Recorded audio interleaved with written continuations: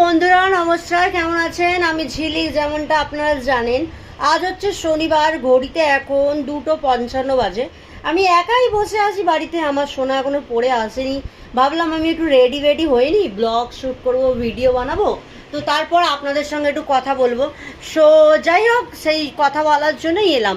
So কিছুদিন যাবত আমি দেখছি মানে সোশ্যাল মিডিয়ায় চলছে নতুন নাটক কি না,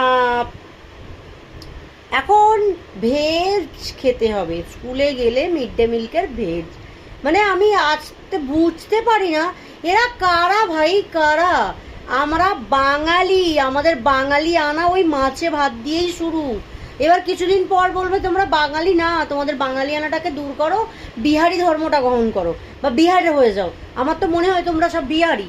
মানে এর বেলায় কোনো মানুষের আর প্রতিবাদ নেই। এবার তারা কোথায় গেল? পাল্টানো দরকার। তাই বিজেপি সরকার কেমন পিছনে বাঁশ দিয়ে দিল। সেই কাকিমারাই এখন এসে কাঁদছে। মাত্র 2 মাস হয়েছে, হাজারো প্রতিশ্রুতি, কোনো কথার কাজ নেই। আর যা সব কিছু দিদির দোষ, সব যা করেছে দিদি করেছে, এনারা কিছুই করেনি। যদি করার হতো না, 2 মাসেই অনেক কিছু হয়ে যেত। এই যে বিজয় থালাপতি, যেখানে বিজয় আই থিঙ্ক সাউথে যিনি হয়েছে, তেনার মুখের কথা একদম অক্ষরে লকির, বলে না, মুখ থেকে বেরোলো তো সেই কাজটা ইনস্ট্যান্ট হয়ে গেল, সেটা একদম দেখিয়ে দিচ্ছে। সেই রকম সময় দিতে হবে।